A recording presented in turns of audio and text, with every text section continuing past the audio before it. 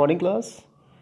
This is a fifth video lecture of chapter electricity for class 10th, and topics were covered in this chapter are introduction, charges and electrical charges, conductor and insulator, electrical current, potential difference, electrical circuit, symbol of some जो symbols मैंने बताया था some commonly use in circuit. And today's topic is Ohm's law. Let's start the today's topic. Ohm's law. Ohm's law. Potential difference between 2 points is directly proportional to the current provided temperature is constant. Means अगर किसी circuit में किसी भी circuit में potential different यानी उसको हम V से इंडिकेट करते हैं. Potential different is directly proportional to current यानी I.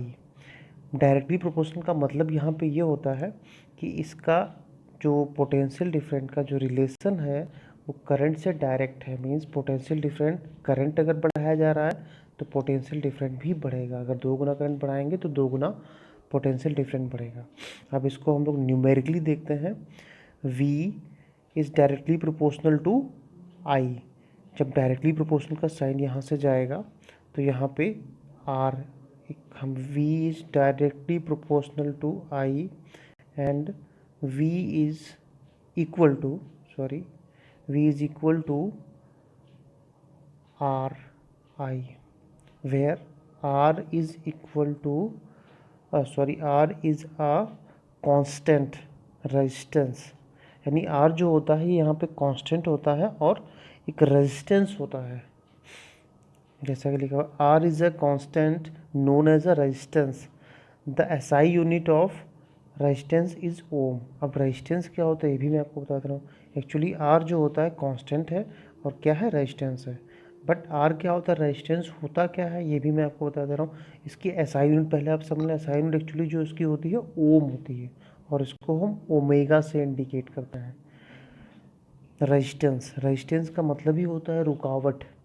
Resistance is the property of conductor मतलब जिसमें करंट फ्लो हो रहा है to resistance the flow of charges through it. मतलब किसी भी कंडक्टर की प्रॉपर्टी होती है कि वो किसी भी करंट को कितने उस तक रोक सकता है. यानी जो रोकने की उसकी प्रॉपर्टी होती है करंट के फ्लो को, उसको बोलते हैं रेजिस्टेंस.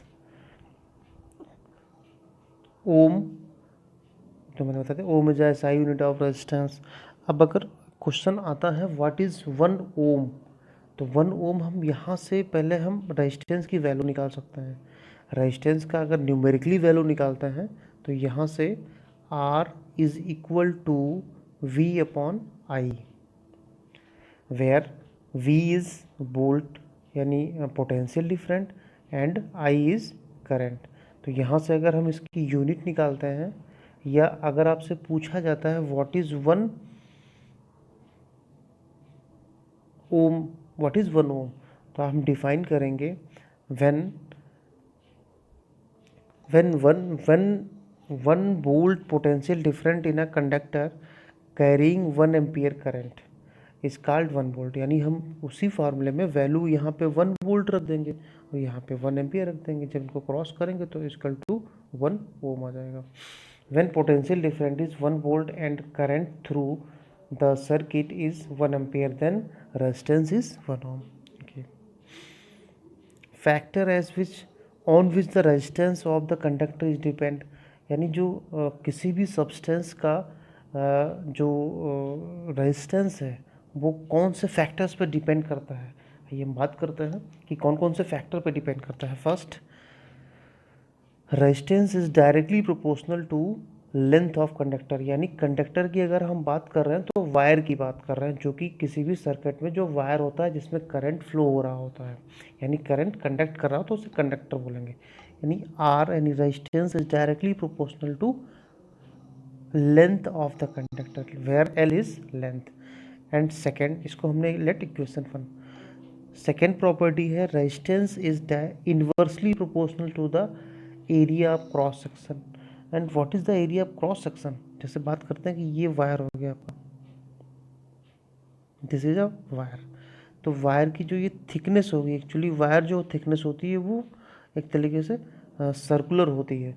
तो सर्कुलर जो होगी, तो सर्कुल का जो ये सर्कल बनाएगा इसका हम एरिया निकालेंगे, इसको बोलते हैं क्रॉस सेक्शन।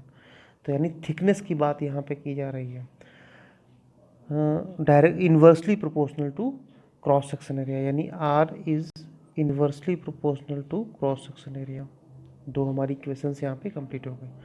अब अगर हम यहाँ पे देखें करंट का और रेजिस्टेंस का जो रिलेशन है वो इन्वर्स है। किसी भी कंडक्टर में जब हम रेजिस्टेंस बढ़ा देंगे तो उसका करंट फ्लो होना कम हो जाएगा, और जब हम करंट बढ़ा देंगे तो उसका रेजिस्टेंस ऑटोमेटिक कम हो जाएगा। And third is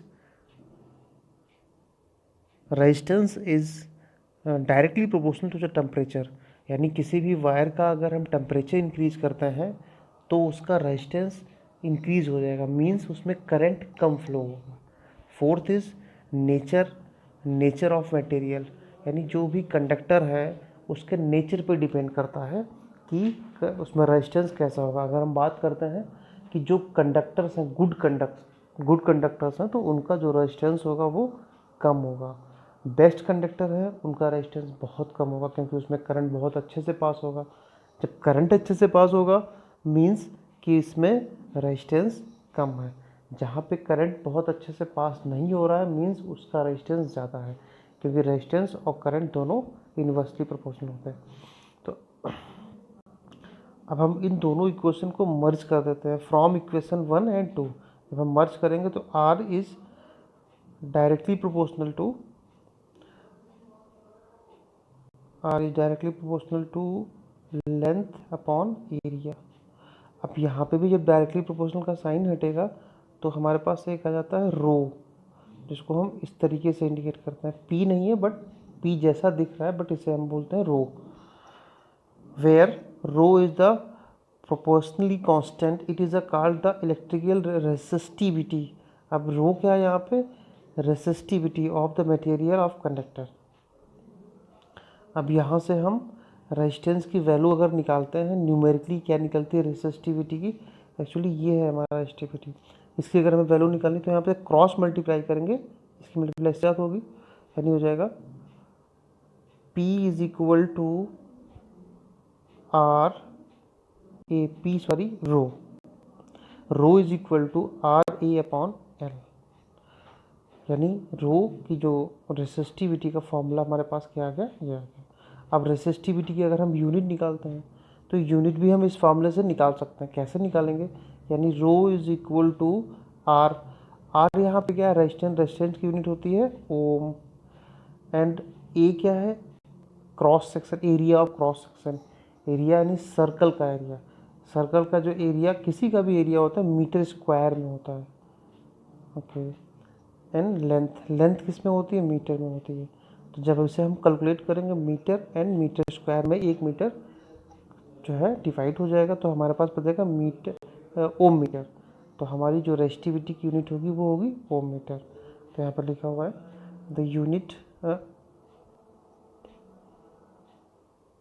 yes the SI unit of resistivity is ohm metre. तो आई थिंक ये जो भी आज का टॉपिक है ये बहुत इंपॉर्टेंट है, क्योंकि यहाँ पे हम लोगों ने दो फार्मूले डेराइव किए हुए समझे हुए हैं। एक V is equal to I R, बहुत इंपॉर्टेंट है, ओम्स लॉ से डेराइव हुआ है। And second is rho is equal to, यानी resistivity is equal to R A upon L. ये दोनों फार्मूले इंपॉर्टेंट है, इनको आप कॉपी पे करिए, खुद से डेराइव करिए, समझने की कोशिश करिए अच्छे से, क्योंकि ये इस चैप्टर में इम्पॉर्टेंट टॉपिक है। ओके, तो नेक्स्ट हमारा टॉपिक रहेगा कॉम्बिनेशन ऑफ रेजिस्टेंस, यानी रेजिस्टेंस जो होते हैं वो कैसे कंबाइन होते हैं किसी कंडक्टर में। बट ये हम कंप्लीट डिस्कस करेंगे नेक्स्ट वीडियो लेक्चर में। Thank you so much.